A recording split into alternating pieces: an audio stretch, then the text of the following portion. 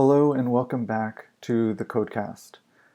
Today I'm going to be improving the data synchronization code and adding some more editable components to Artisfy, and then we'll see where we go from there.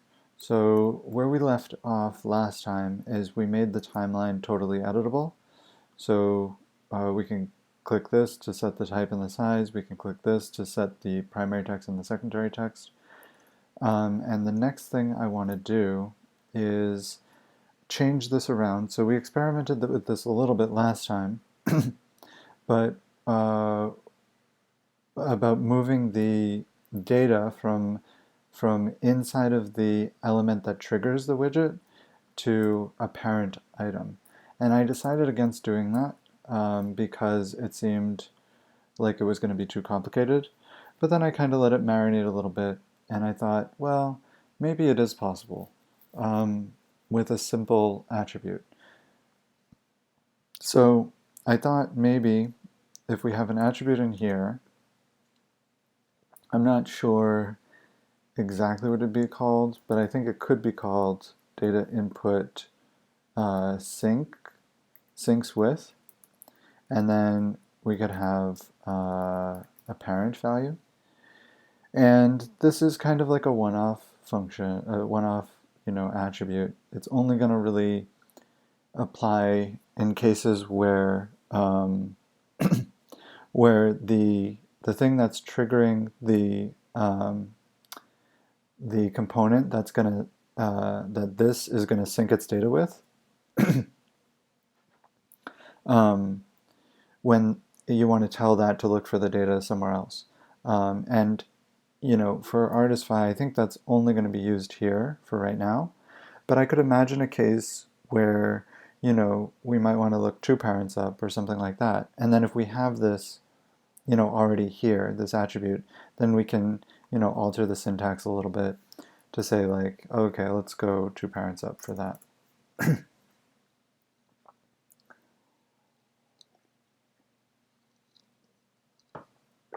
So let's look at how that would happen.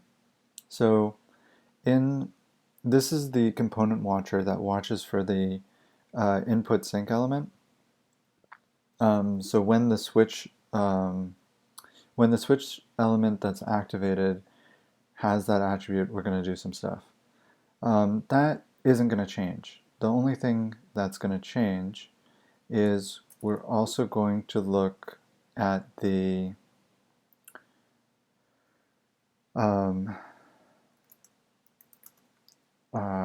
so we're going to say target element, and we're going to look at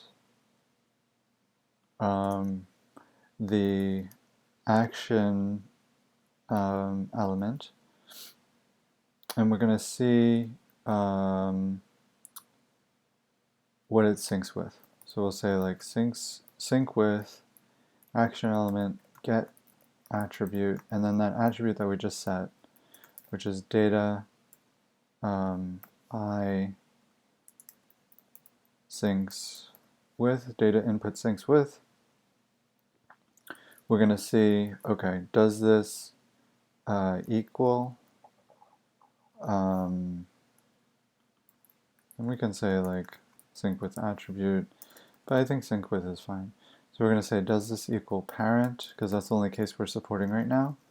And if it does, the target element is going to equal this parent node. Otherwise, it's going to just equal that element, like it does right now. And then we're just going to replace this with the target element. I'm going to pause 1 second. So basically, what we've done here is just added support for this to be there, but if it's not there, then we're going to get back undefined or an empty string, and so it's not going to be equal to parent, and so it's just going to do the defaults, which is this. But otherwise, if it does equal parent, then we're just going to grab the parent node, and we're going to sync the data from the parent node to the switch element, and we're going to set the source element to the parent node. So that should work, and so now if we save this, yeah, so I think this should work. So now if we, oh, okay. So there's a minor problem here, which is that our SAS is currently set up to be on the block instead of on the item. So we would have to move all of this stuff. All of this stuff up here to the item. And the other problem is that this has to affect the block. Okay, so we'd have to do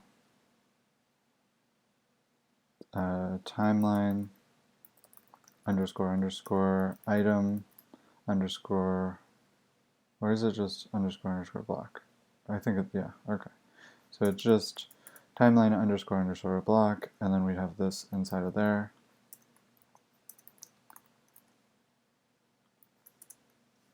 Okay. So I think we can do this.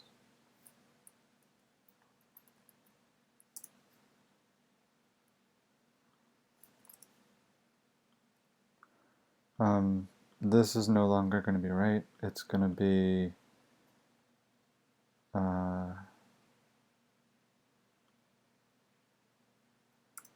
it's going to be a little bit nicer. It's just going to be like that.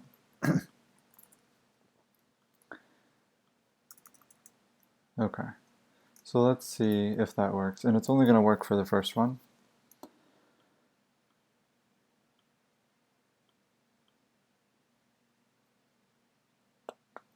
Okay, so we've got a few other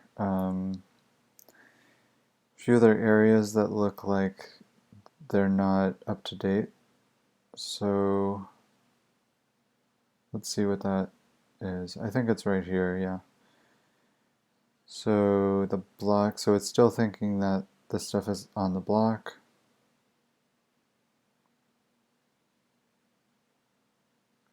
But it's on the item now. So we're going to move all of this up to the item, and then we're going to paste that thing in for the block. So this should work, I think.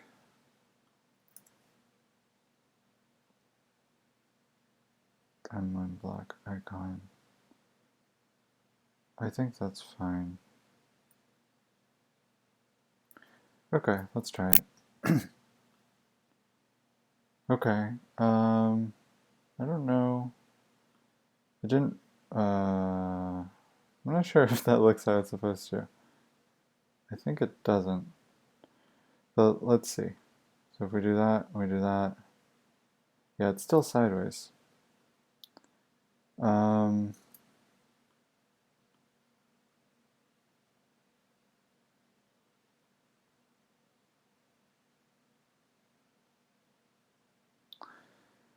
I really don't know why.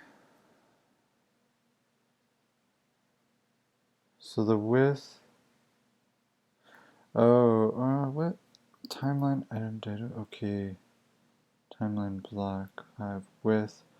Why are we setting the width instead of the height? I mean, it was working before, so...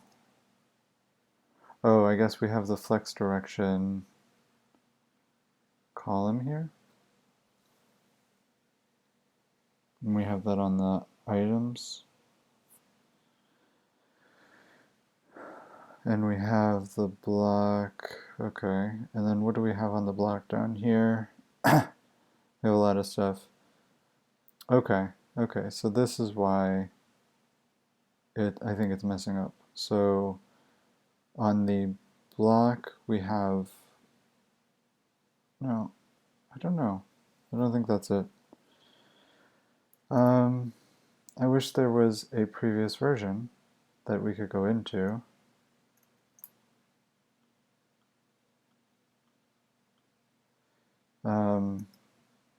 Okay, so let's go in here and we'll do a git stash. So that'll just temporarily put away our code.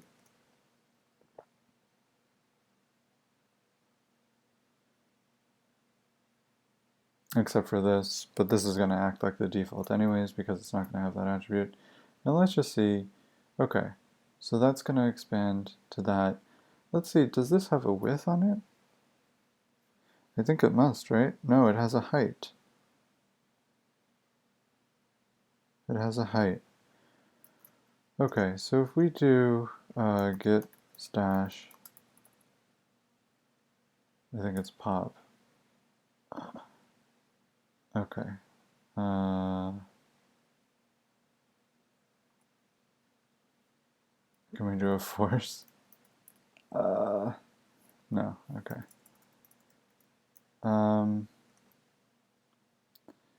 Discard all changes, yes, and then quickly pop. Okay.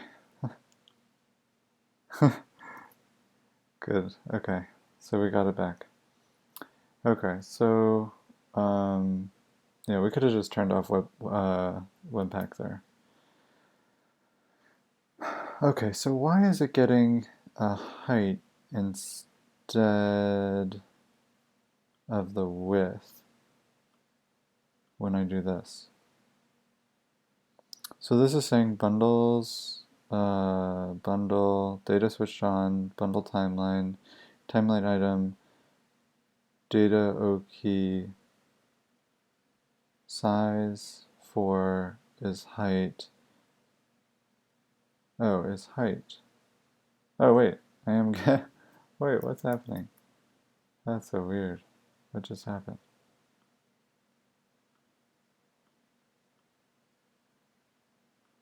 Oh wait, I'm not changing the size. Okay. So now it's getting really big. I wish this wasn't so complicated. So okay, the height is fine. What's up with the width? Okay, so I think, yeah, what's happening here is that we've got, I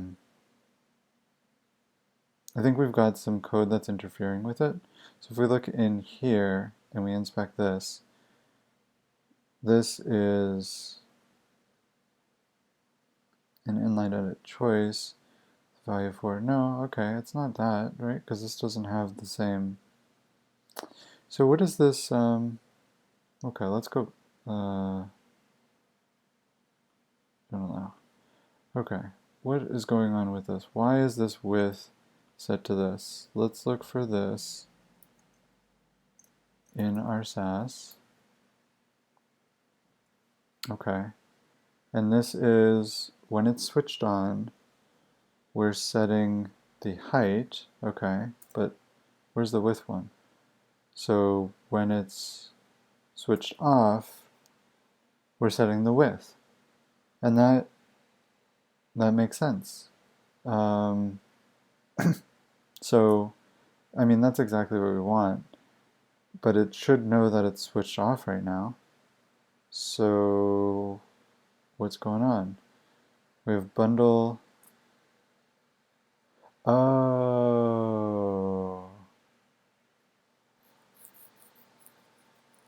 So it's getting both. I mean, obviously it's getting both. But why was it working before we switch this around? Okay, so let's look at what the code used to be. If we go in here, our main SAS, so we used to have all of this stuff under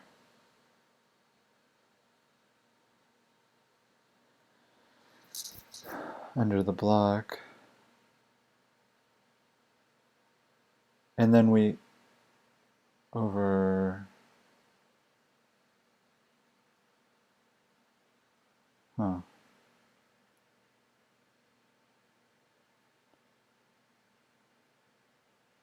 I think maybe we overwrote it before. So let's see. So when it's when it's switched on, we want the block.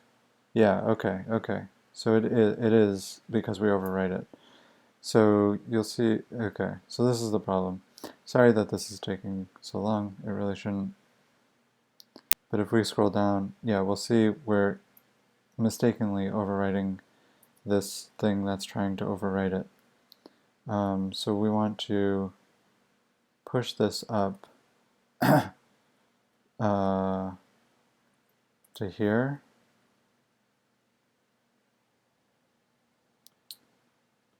And we can try that, see if it works, see if it's good enough. Yep. Okay, so now that's working, and we're able to change the color too. So yeah, it's working, it's syncing, the data is syncing.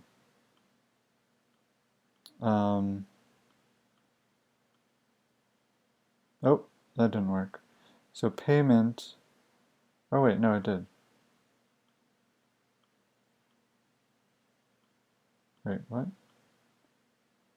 Okay, is this working? Sorry. Okay, yeah. Payment should delete the text. Okay, and it is. Okay, so let's I think that's a good compromise. I think that's a good thing to have, is that it can sync with other data, and I do like writing the code better this way. So I think I'm going to keep it.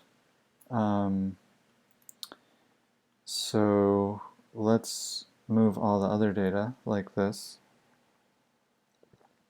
So I was curious if I could do this in Sublime. Can I do... No. Okay.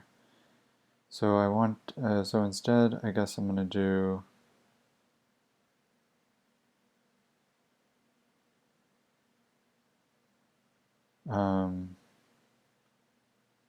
this. Yeah, okay. So this will give me access to the same place in all of the blocks. So I'm just moving the attributes real quick. Okay, so this is the last block. So now we'll go down, or to the end. We'll go down here, select down there, select all this, and make sure we're at the end. We'll cut it. We'll go on the last line. We'll go up here. We'll make sure we're at the end of the line. We'll enter, enter, go back, and paste. Why would it work that way? I have... Why isn't it pasting?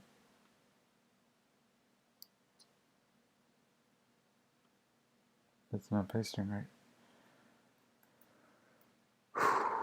Okay, so, let's go back here. Let's just try one line. I don't know why that didn't work. I think that usually works.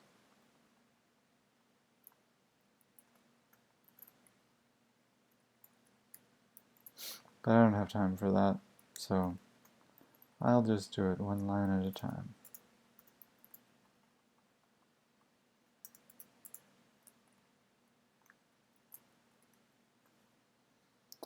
Okay, so now we should have moved all of the data attributes.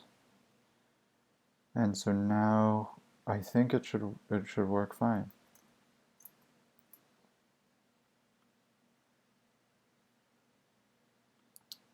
Okay, so we can change this, we can change this. Did I just change it? I didn't. Let's refresh. Yellow, 1. It's not working. I thought I had it working on this one. yellow 3, yellow 4, pink 4, blue 2, blue 1. Okay, so it's working for that one. It's not working for any of the other ones. Oh, okay. Yep. Okay, so it's because I didn't add this new data I syncs with to the block. So that makes sense. So we'll just select all of these. And is that the last one? Nope. Is that the last one? Nope. We got a lot of these. Okay, there we go. That's the last one. Okay. Boom, boom, boom. We got that. We got that. Okay, now it's working. It's syncing with the parent. We've added our first add-on to the data synchronization, the input.js library, to allow it to sync differently, so it's not so tightly coupled now. Now there's a related thing I want to fix real quick, and I know I said a few videos ago I didn't want to get distracted and bogged down with all this stuff, but I think if I make the library a little bit flexible, just a tiny bit more flexible right now, it's going to pay off in the long run as far as like the way I want to write the code, later. So the problem is that if I click on this money sign, I can change the type, right? But I shouldn't be able to change the size. So if I change the size here, it gets big. That should never be able to happen. So yeah, and I shouldn't even be able to change it to size of 1. So I don't want to show this control if payment or revision is selected. So let's go down to the editable area where we have the choice for the types, and then let's see, we have the choice for the sizes. So again, we have the same problem where we can use the sibling selector, and it really isn't that big of a problem. So we just do a sibling selector on this one, and we'd say, okay, if the type is revision or the type is payment, then just don't show the sizes selection. So I just want to think through it real quick. Should we have a way to specify where the data ends up? Well, we do. We could very simply just move this up here. And that's going to make our choice for the type just go up to the parent element. Now, it's not great, but it's not the worst thing either. It does mean that some data is stored here, and some data is stored down here. I guess what I could do also is move this up here. And I kind of like that a little bit better, so all the data is in the same place. And I can get rid of this repeated code, so I can get rid of the type there, and I can get rid of the choice thing there, and I can just put both choices in there. But you might be wondering, well, does that work with the code we've written? Well, if we look at our choice watcher, it doesn't. So we're actually going to match with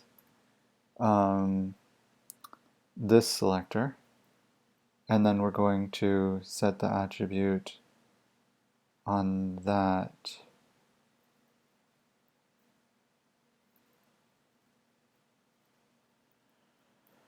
But I think what we can do is this, and I think that's going to solve it. So by using the tilde selector, that's going to give us the ability to have this key name match and a space-separated list of words in this attribute. So this selector is going to select any element with this attribute that has a space-separated list of words, one of which is this key name. Okay, I said that better. So now we have the space-separated list of words, the type, that we have the data output type, and we have two keys on here that are namespaced, right? So one is type, one is size. So now we can delete these parentheses at the end of this, and we'll do it the same down here. And let's see how that works, or if it works, right? So if we click here, oh, okay, yeah, well, who cares, right? We'll just select yellow and we'll select 4. Okay, and it's working. So now let's get the styling to work. So if we go to inline edit, these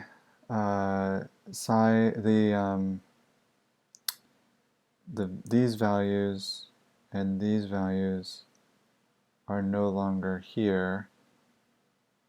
They're going to be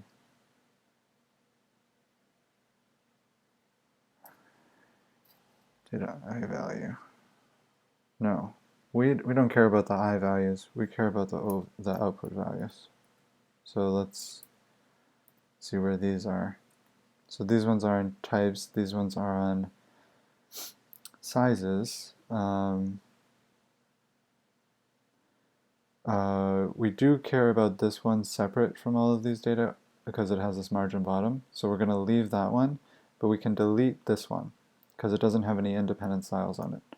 So we're going to do that, and then we're going to move all of this up to wherever we put the new code. So it's now on the form timeline block.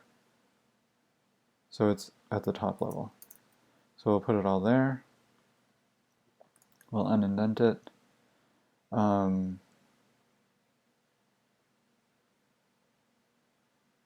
I think that should work. Okay, cool. So if we do like green 3, we got it. Okay, now let's work our magic as far as the other thing goes.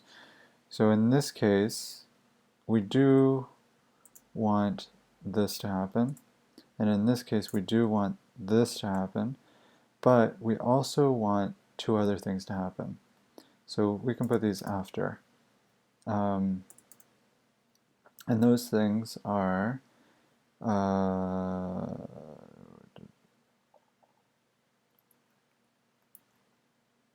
this. I mean, they're the same thing for both of them, right? So, yep. So let's just do this. So this is going to be display none. If we've selected payment or we've selected revision, we're not going to show the sizes edit area anymore.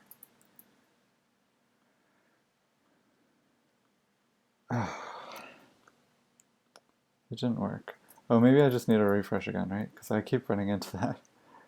That's annoying. Yeah. Okay, that's it. So, slightly annoying that when we select it, the whole thing kind of collapses. But it's also kind of nice. It kind of like lets you know that things are different. If I had a choice about it, I'd keep it the same width. And I do have a choice about it, so I guess we should do that. It doesn't seem like a huge deal right now though, so I'm actually not going to fix it. Yeah, I'm not going to fix it. But I think, yeah, down the line, I'll fix it. once there's more pressing concerns, once I know, do I have the right product or not. Okay, so I didn't actually have to make as many changes to that second part as I thought. I thought down here with the choice values, I was going to have to make some change to the sync code, but it ended up just being the choice code, and I just needed to make that really small change to use the space-separated selector, which has honestly been coming in super handy. Okay, so that's awesome. And we should probably actually rename this to choices, just so it's clear. So let's actually do that real quick too. And this is the only spot we've used it so far. So we can just very easily change that to choices and refresh a couple times to make sure we have the right code. Yep, and it works. Okay, awesome. Okay, so what did we do? We moved the type and size data from the timeline block to the item, and we moved the choice data for inline edit. That's a long commit message, but that's fine. And I don't think there's anything there that I did that I messed up. I mean, I did kind of make a lot of semi-reckless choices, but it all seemed to work. So I think it's probably fine. And this is, I'm still going to have plenty of time to go through this and test it, a lot and make sure everything's going to work. So I'm not too worried about, I'm sure I'll actually read through the SAS code before I release this, just kind of like line by line. Okay, so let's do the major revisions and the minor revisions. Okay, so bundles down here. Oh no, sorry. It's up here. We've got the legend, and then we've got the view timeline, close timeline, the details section. Yeah, so last time we made it all the way to this too. So that's awesome. Okay, so we've got position and trigger. Let's put these all on their own line.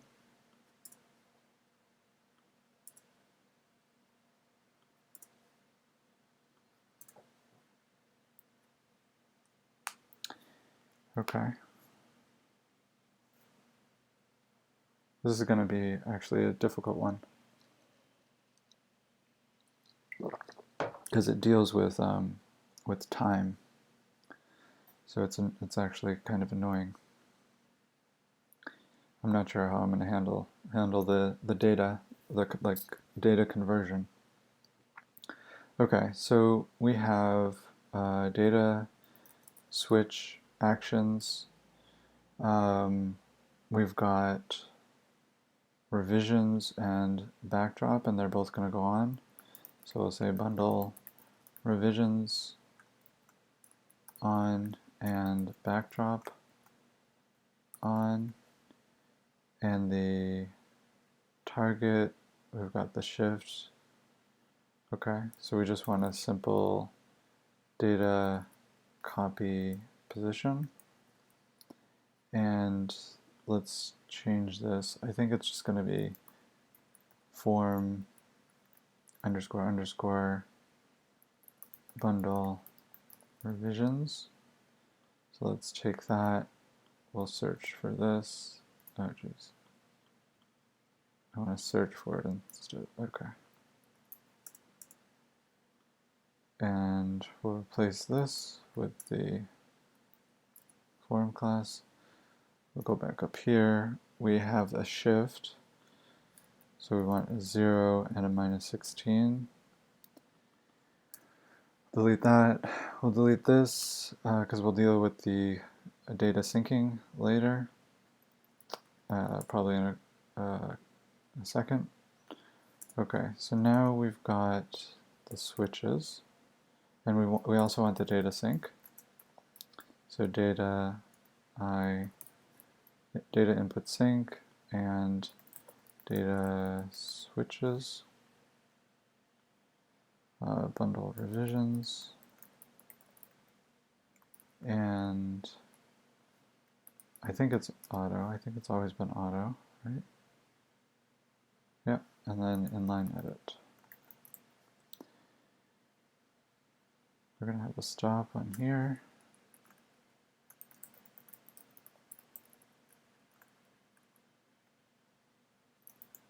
And all revisions, backdrop.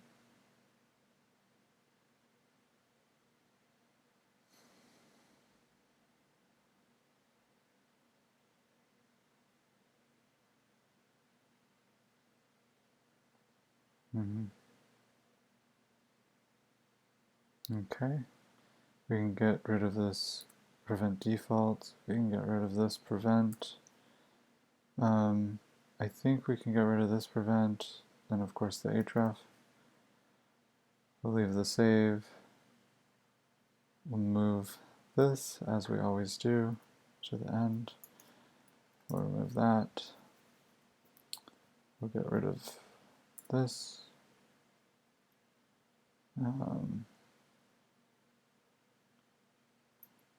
We'll move this to the end, and we'll take this out, and we'll take all of this out. Okay, so that should be it for the revisions. Although, you know, of course it's not. Oh, geez, that looks horrible. Okay, so we have a few problems. One, oh, geez. Okay, I need to sit down. Oh, okay. So the few problems that we have are, I'm not sure whether I meant to pop up both of these at once. Oh, I think I did. Yeah, so the first number is how many major revisions, and the second number is how many hours each major revision is. So the problem with this is that you know, other than it's not styled correctly, is that we want to communicate in minutes as well as hours. And so we're going to need to convert between those. And then you'll see here we have the singular revision. But we want to be able to set this to, say, 5, right? And then we're going to need to be able to change that text to revisions based on what the data is. And we don't have the ability to do that with our current library.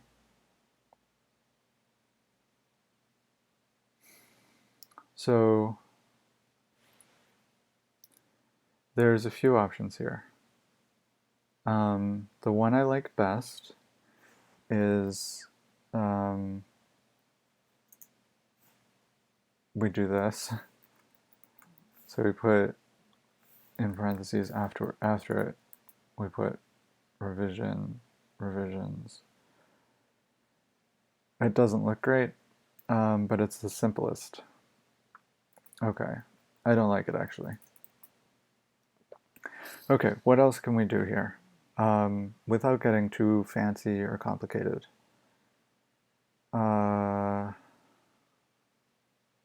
We could insert a function to process the data, and we could do that by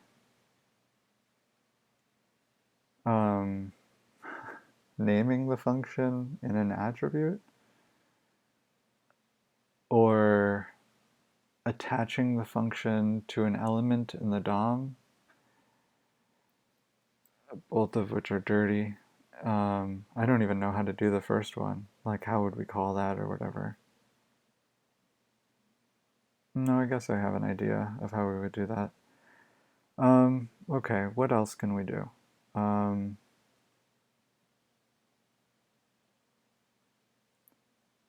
So say the only data we have is like this is changed to 2. Then in the DOM, we can change. We obviously will be able to change, this number to the number 2.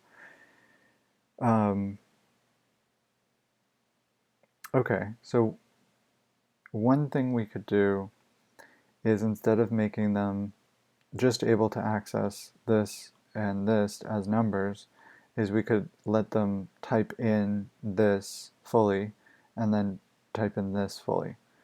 And so we default to this, but if they want to say something completely different and word it completely different, we can allow that.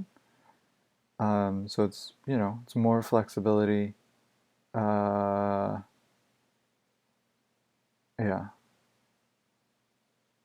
I think that's fine, actually. I like that. I like it better than all of the other solutions right now. Okay, so let's figure out why this is styled terribly. And what does it say? What does it say in the background?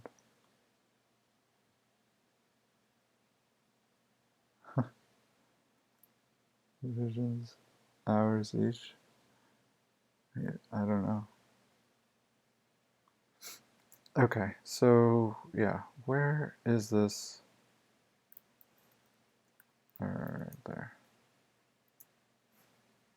Where is this? Oh, it's because we removed that class. Okay, so let's go into our inline edit Sass and let's search for revisions. Okay, so yeah, it's just because we removed this. So that should get us back. Okay. Oh, that's much nicer. Oh, that's actually pretty nice. So major revisions, and then you could say like 5 and 5, and you can click save, and then it updates. Oh, that's actually kind of nice. Now that I see it, it's kind of a cool thought, right? It's succinct, and it really guides the user.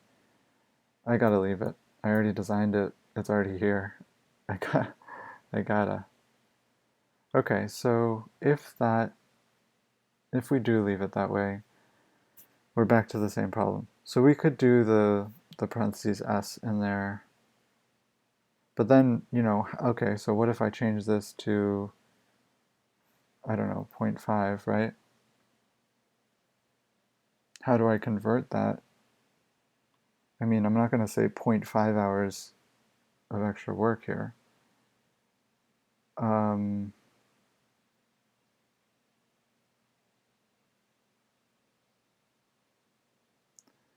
So I could have like an extra option in the data output field that tells it how it's supposed to be formatted. I don't like that. Let's look at the input code, input.js code. So we have the save watcher. So we have this sync output data, right? This is what's doing most of the work.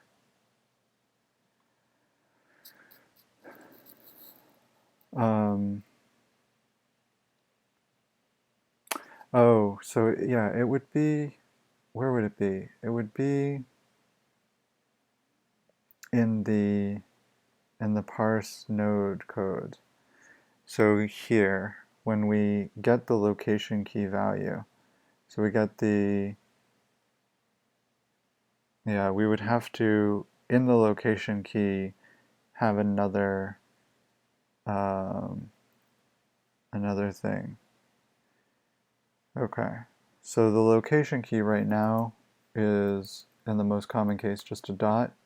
In the other most common case, it's like a dot and then value.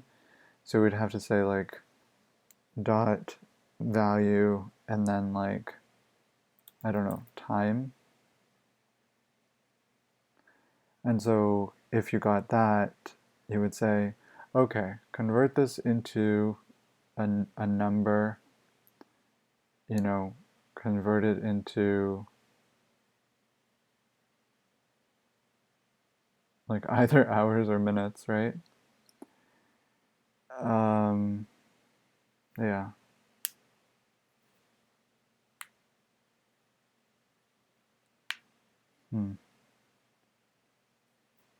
And then, okay, so like let's pretend we have that. Then the other thing we would need is, if we don't use the parentheses here, so we have no problem setting the number 1, right? So that's fine. But then we have this revisions thing. And I think we'd have to have like data O, I don't know, don't hate me. We'd have like a data O pluralize for the key.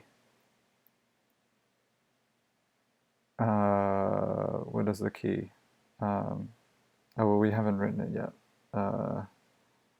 But like bundle revisions, or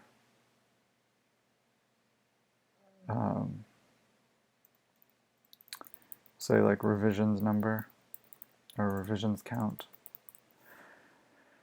So then if revisions count was more than 1, we would pluralize this word, which basically just means adding an S to it.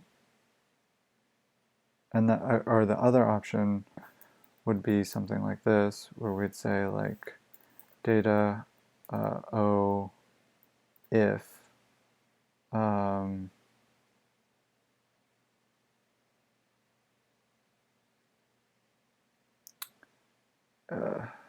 geez.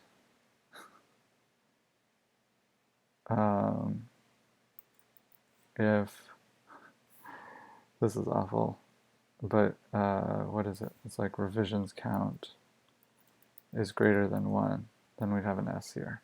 So we could get rid of this then, right? And then we could just say like, you know, add an S onto this in a span if this is true.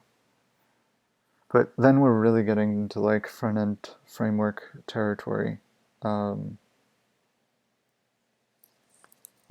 I'd prefer not to do that. I'm not sure what else to do though.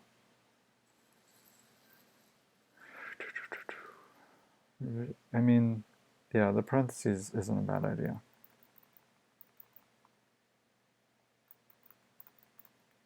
Okay, what did I do here? Okay.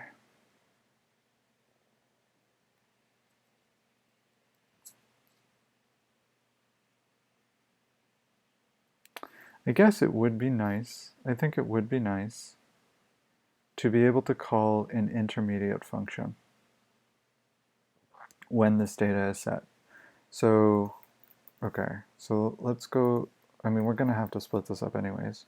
So this is going to have a data O key of like revisions number, and it's major revisions number. Major, and what's the other thing? It's the number, so yeah, we'll just say count. Okay, so that's going to have that, and it's going to be in the inner text, so we'll just do that.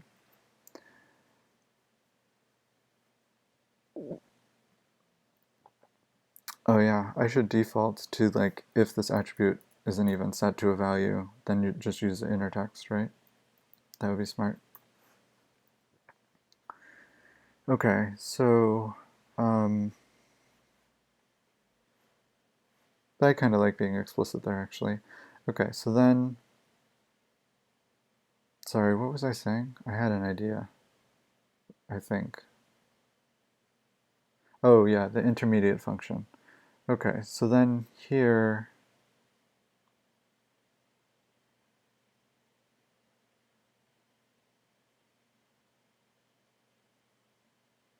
huh.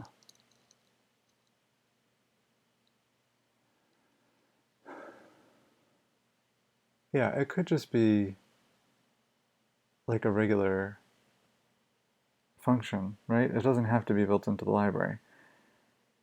So all I would need to do is hook into an event, right? So this input library would just have to export like a when, right? And then I could do like, when,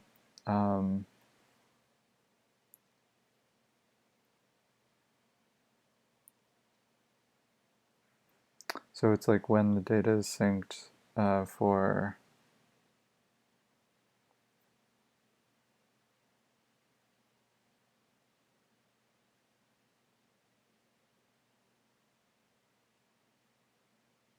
I guess it could be for every case, right? It could just be like on sync, right? So it could be like on sync. And then would I want any, I mean, I'm not using any special arguments here. So it'd have to be passing in specific elements or specific selectors that match those elements. This sync output data, this takes a source element and a target element and copies the data one at a time. Yeah, so I think it could be like after sync, right? And then I would call this, and then I would say, okay, after sync, and I'd have the source element and the target element. And I would see, okay, does the source element match this one, right? So like if source element is this, then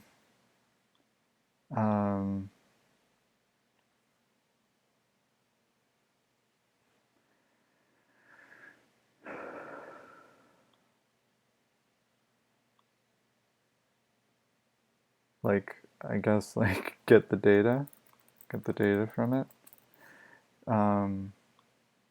So after sync,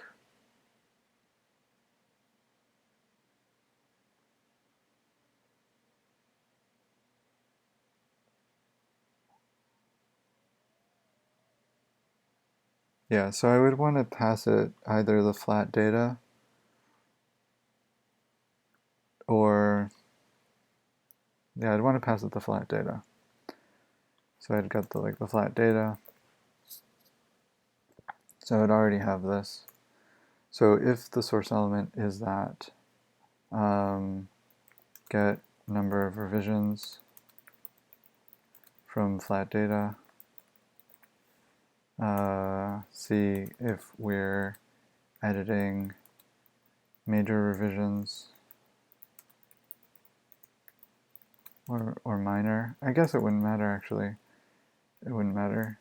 Get the element with the text revisions in it if number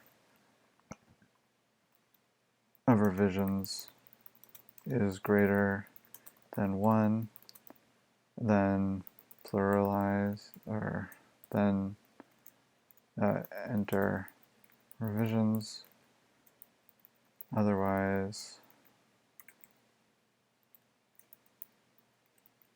revision. Okay, I like that. I'm going to do it. So we're going to have after sync, that's going to be exported from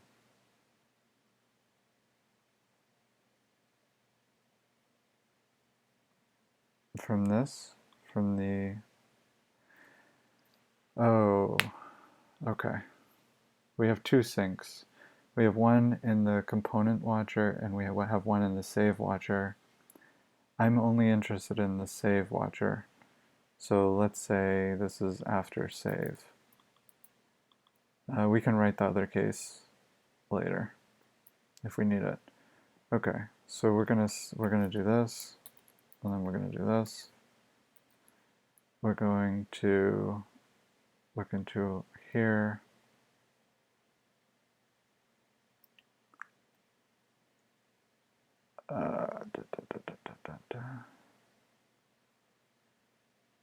Export. So we have this export defaults. So instead, we're just going to export that.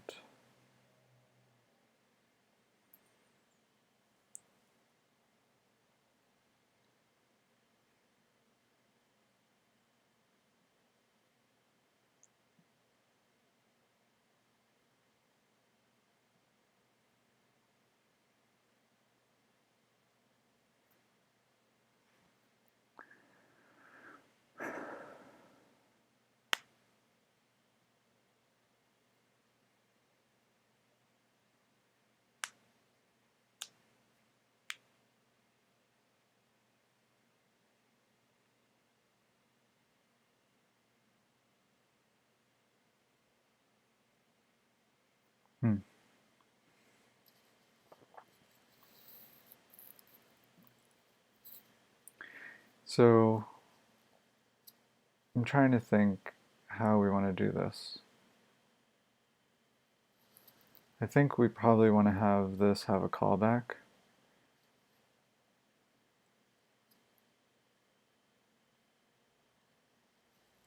And I'm not sure if this works, but so like if we have like var after save equals a function, and then we I don't know how this works. I think we can, I guess we can export it right here, right? So I don't know, I guess it can just be like this.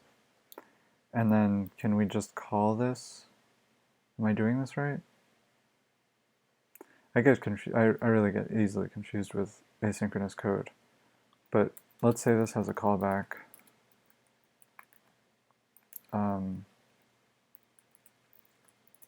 Which gives us the data. Then we would call this. And we would have a callback in here, right? And so we would call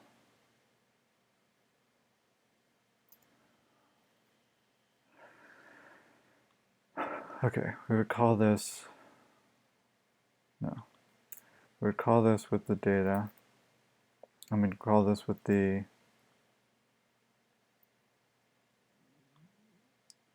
source element, the sync element. Yeah, it's the sync element first, because that's the source element, and this is the target element in that case. Okay, and then the data. So if we call this like that, we're expecting to get back a function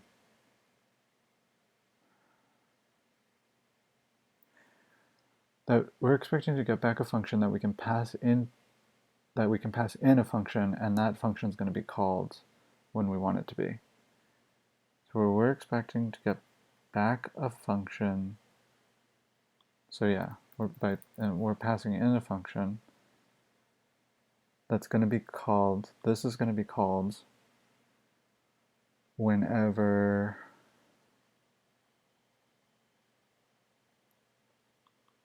this is called. I have no idea how to do this.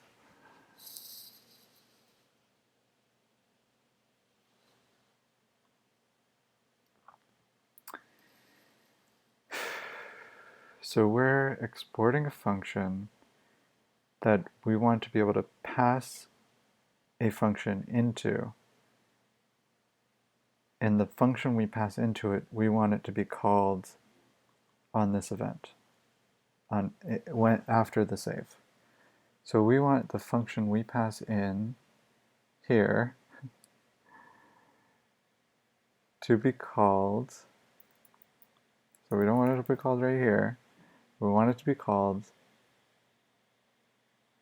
here, at this point, right here. Right here. How do we call this function right here? I have no idea.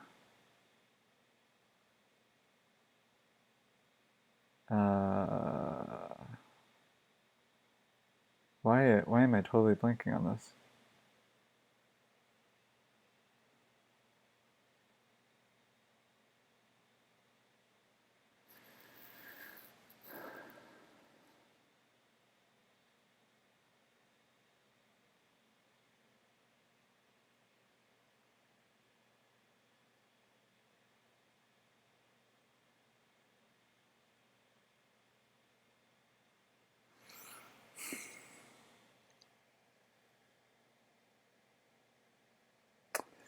Oh, okay. So one thing we could do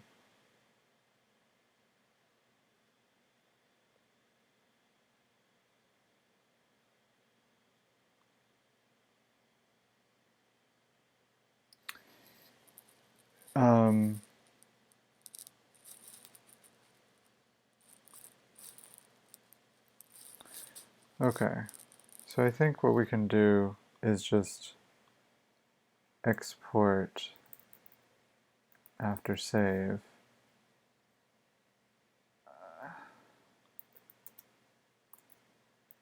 Export var JavaScript.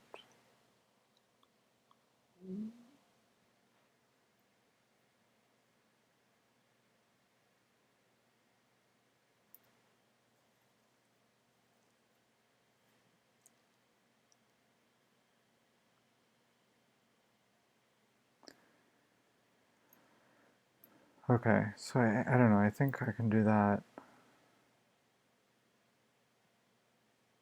What am I doing? Okay, so I know that I can get this. Okay, so like if I'm gonna have to undo a bunch of this stuff, but let's say we have like callback here, and then we, geez, what am I don't even know. I have no idea how to do this. Oh, we'd have to define it up here. So we would like define this up here, and then return it down here. I don't think this is right. And then no. Okay, yeah, I think I'm gonna have to do some like research and thinking about this because I just don't know how to do this.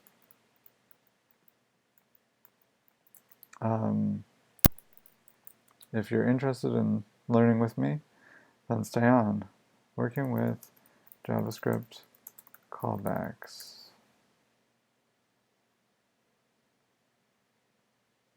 Yeah, sure.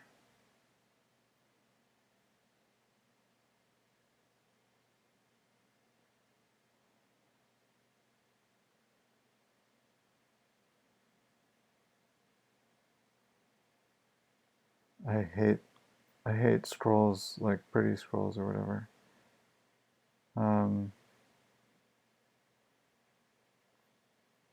Okay, callbacks in modules. I don't even know.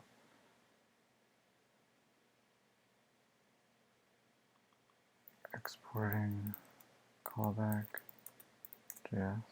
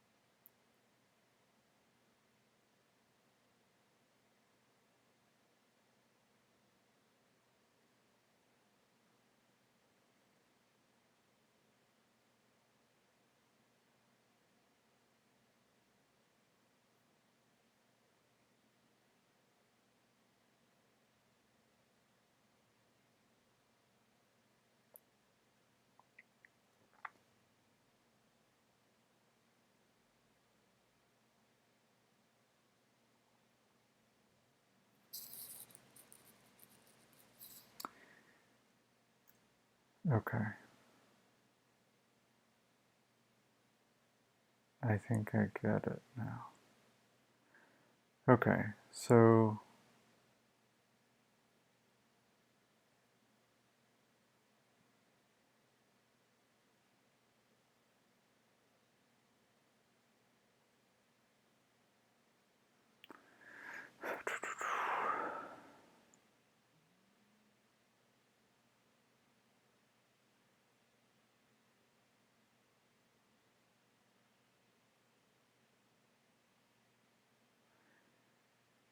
when we call after save out here, we're going to define this callback. So we could do something like this.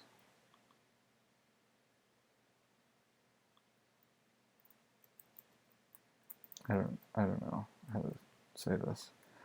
But yeah, we'll do that, right? And then we could just say here, if callback, then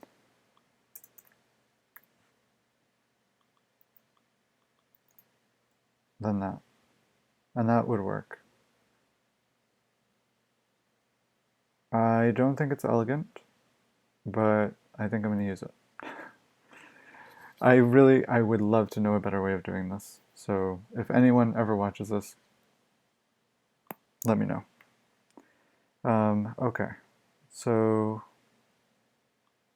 okay. So we want this after save function. We're going to have the, we'll call this like the after save callback. I know there's a better way of doing this. I will find out eventually what that is. But for now, I'm going to use this very, very crappy code.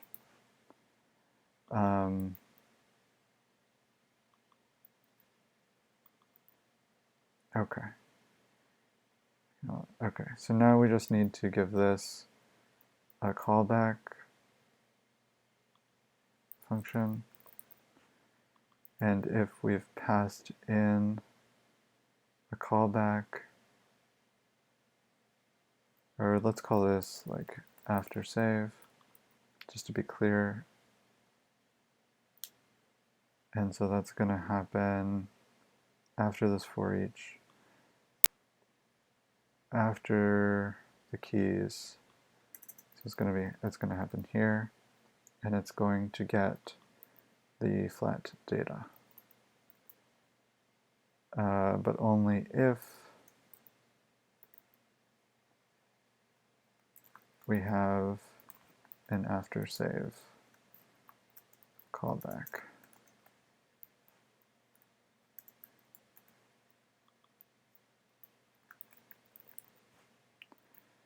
Okay.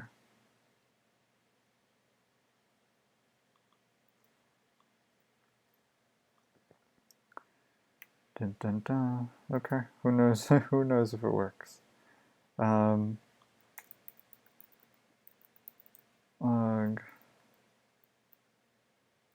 We'll do after save. I think we can have it down there, but I'll just put it up here. I think we can have it down there though.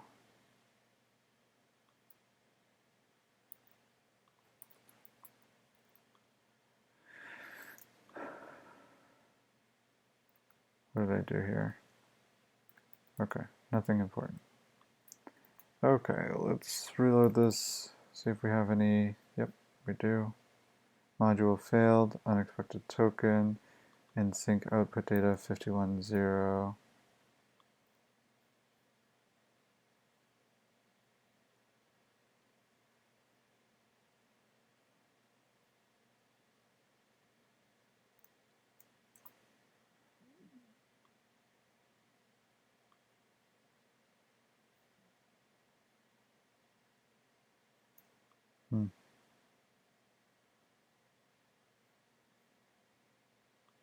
Oh.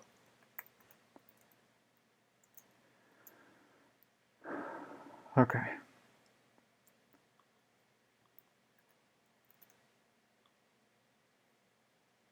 We got the form, we got the name, and we got the data. That is awesome. Okay, so let's write our code here. Or actually, yeah, we gotta finish our stuff. So let's say, that's awesome that that works, by the way. I can't believe that worked. That's awesome. Okay, so let's say, what do we got here? We don't have any data yet. What is triggering the thing? So we have this details list item. Let's make sure it can know that this one's for major revisions. Okay, so now we have this. We have we have a bold tag that is doing a lot of work. Data O type object data O key major revisions count period 1 major revision, and let's attach a class to this. So we'll say like revision text.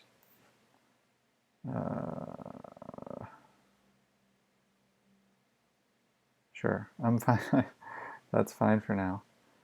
And then we will say up to add, we'll have a span here, and then another span here. And this one is going to do some work. So this is going to be data O type object and data O key major revisions.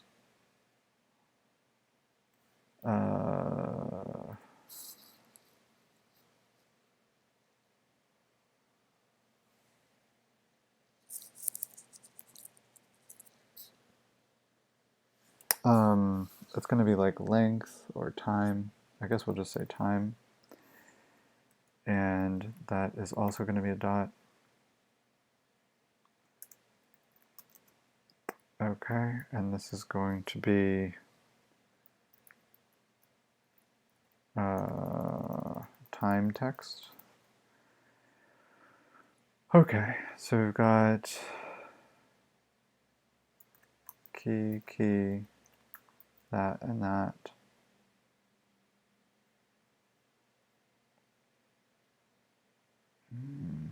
Okay.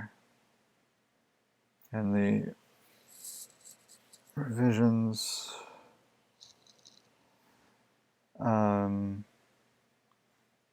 okay, so this, we don't need the value here because that's going to automatically sync once we set this up.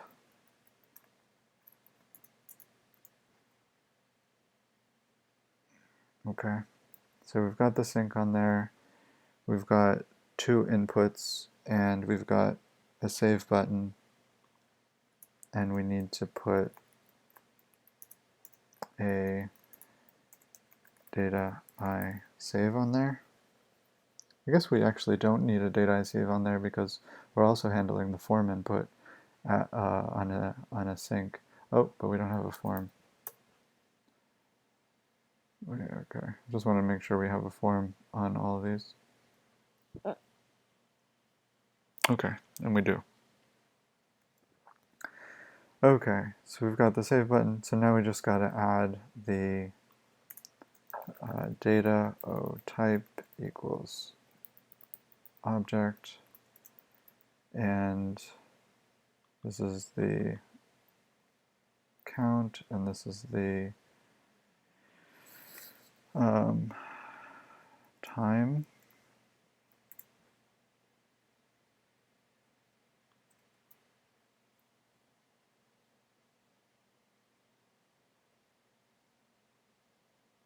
This isn't going to work.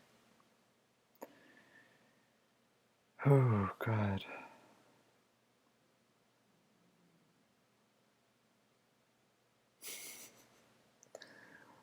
Oh, God. Okay. Okay, so count. This is going to be dot and value. I'm going to have data. Oh, type is object and dot value. Okay. So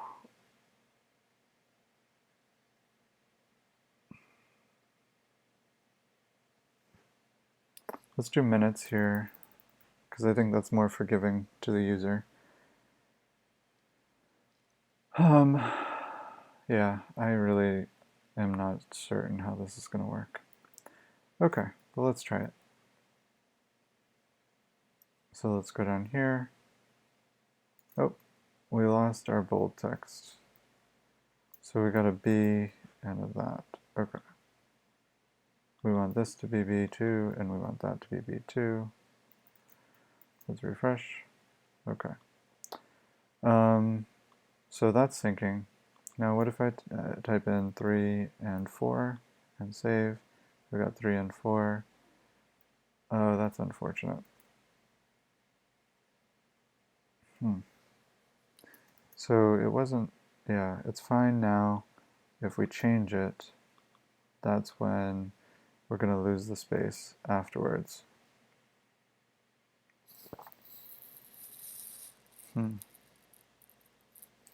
Okay, and that's because in the code, if we look at 1, there's going to be a space after that.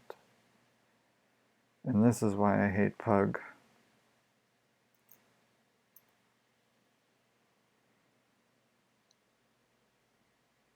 Okay, so pug, syntax, spaces.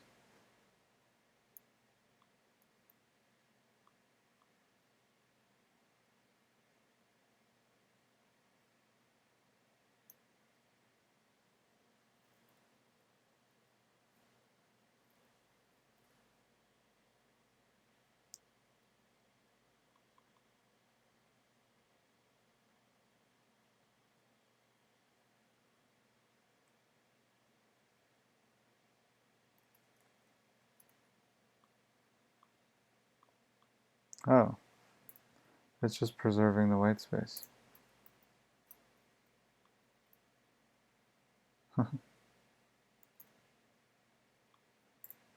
That's silly. Okay.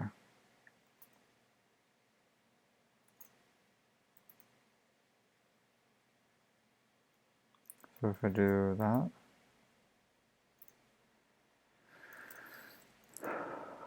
okay.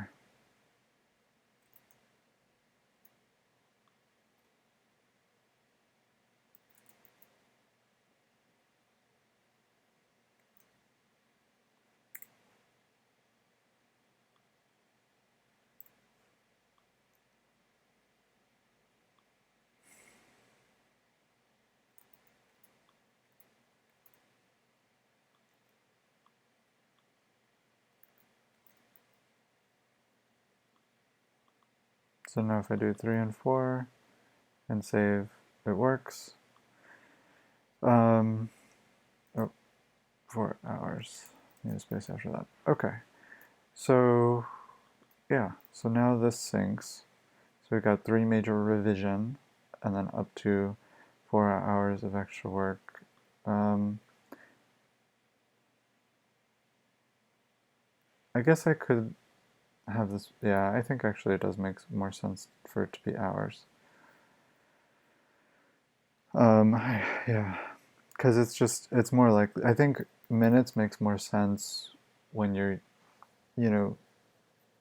using smaller increments, but I think it's actually going to be more likely to be longer increments for each revision. So we'll keep it that way.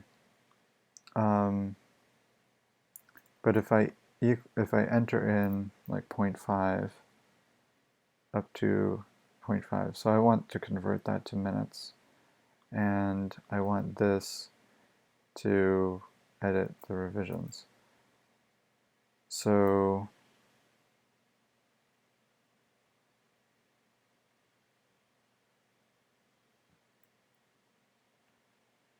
that's so that's a problem on two fronts because okay, so like say I go in and I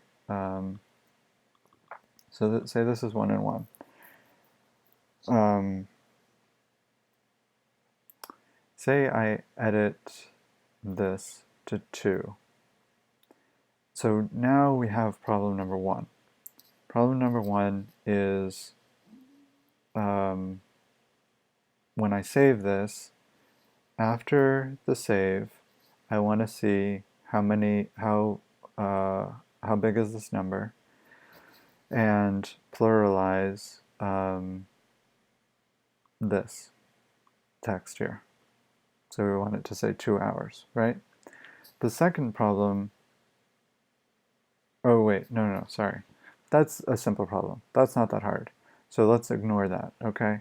So the first problem is that when I put 0.5 in here and I click save, and how is the user going to know how to do that? Well, they're going to have a default value of 0.5 for this one, so they're going to know it's possible. So they're going to know it's possible. So they're going to put 0.5 in here, they're going to click save. I'm going to need to convert the 0.5 to 2 hours.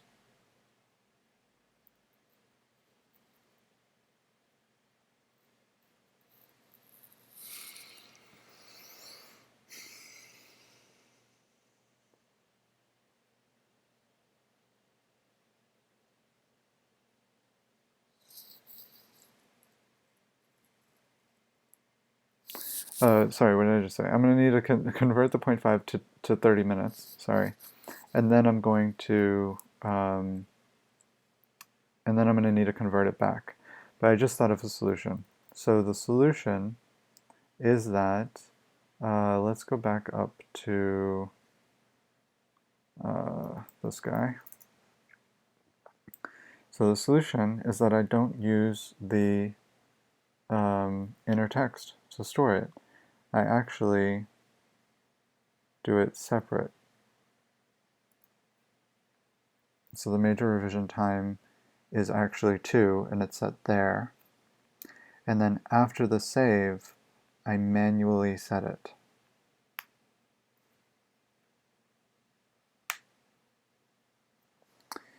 So the data, the way that the data is being handled is separate from the visual presentation of it. Okay, so let's try that.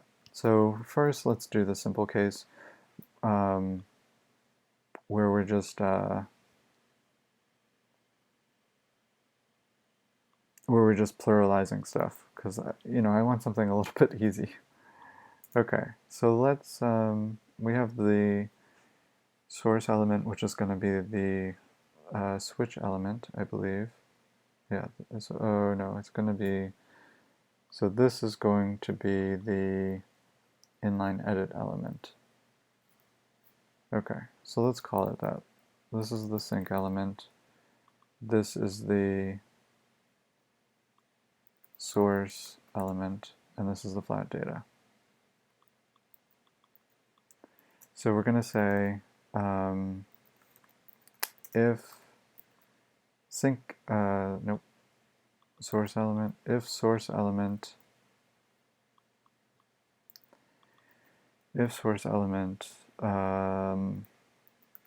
class list contains class list contains, I think it is.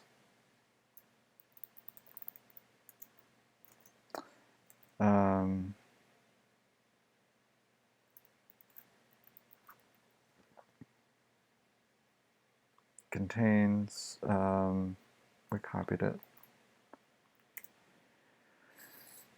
Then we're going to get this.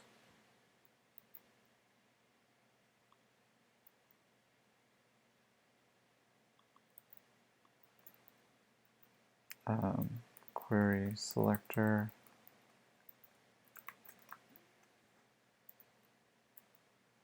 and we'll call it revision text. And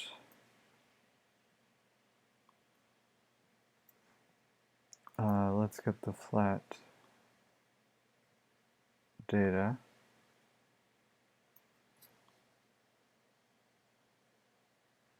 So it's going to look like this. And we'll call it what it is. So we'll get parseInt flat data.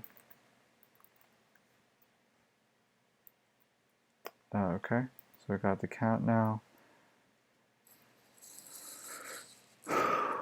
And we're going to, no, we don't actually need to get the, oh, okay, that's good. So we got the element, and then we're going to set the inner text to, well, if revisions count is greater than 1,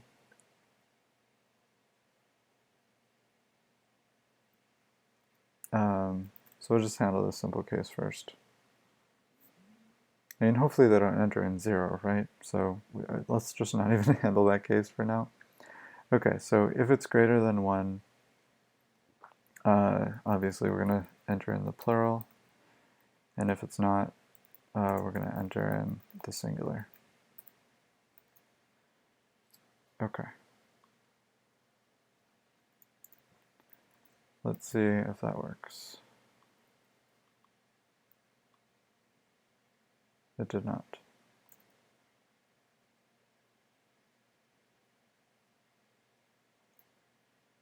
So the source element is this second one. It does,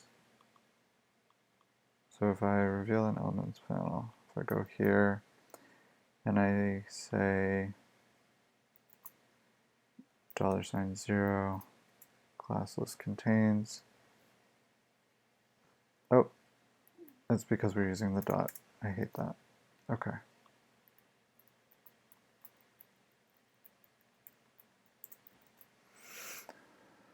Okay, so try again.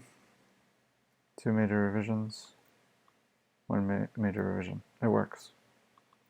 That is awesome. Okay, so now let's do the second case. I'm like feeling really tired right now, but I just want to get this code working. It's a little unhealthy, honestly, but it's fine. Okay. Actually, we can do this under the same umbrella.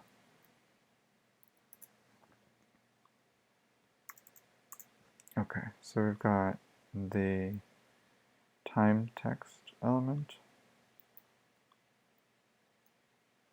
So let's select these, and we'll do time. And we'll do that.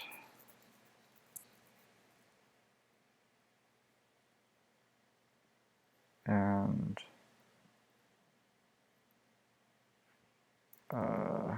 what is it? Major revisions count. Or no. Oh, is it? No, it's not. It's the major revisions time. Okay, major revisions time. We're going to say if major revisions time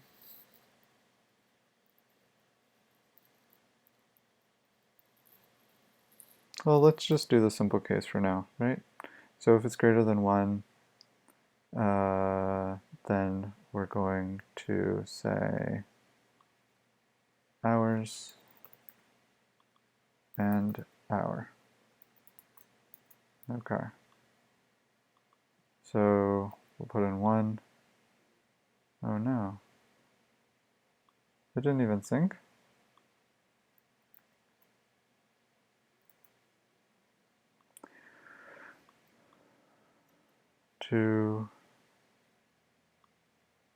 Oh, I'm replacing the the text in there.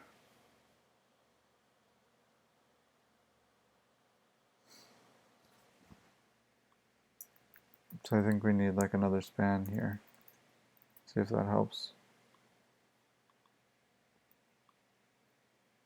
Looks like it helps, but it's not syncing.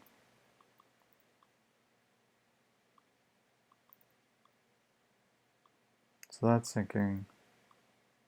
Oh, yep, the hours isn't syncing because it's coming in here. Okay, I'm actually gonna finish that up tomorrow. I am beat. I am done. This is really exciting. I'm not sure I should have gone so far down this path. I think it is kind of nice having this after save callback.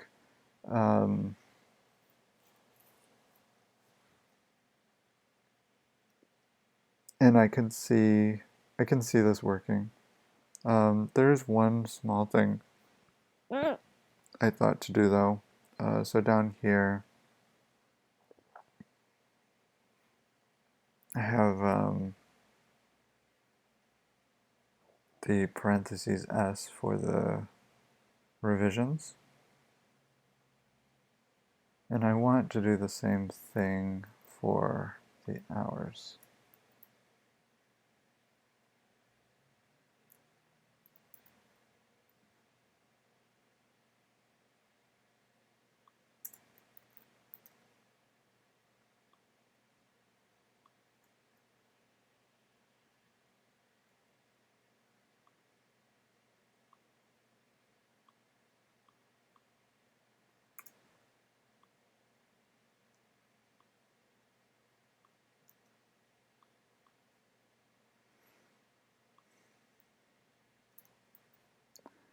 By the way, I was not in the best space, I think, when I wrote this code, because this is terrible naming, in my opinion.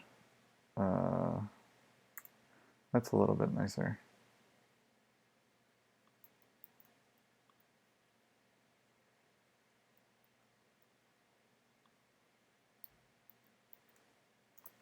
Okay, so now if I open this, okay.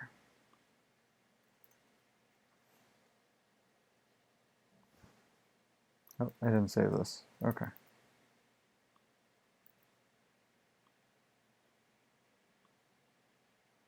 Okay, cool. So now we got revisions, parentheses S, hours, parentheses S. Okay. And this thing isn't working anymore. Whatever. I'll deal with it tomorrow. Okay. Thank you for watching. Really appreciate it. I did go a little bit late and got a little bit beat tonight. But hopefully tomorrow will be a little bit easier. I'll try to work a little bit less and enjoy life a little bit more. Although, to be honest, this is very, very enjoyable for me, just to think through this stuff. It's like a puzzle, and I also just feel kind of excited about this new kind of approach to the code. Okay, so I'll see you probably tomorrow. Thank you for watching, and bye.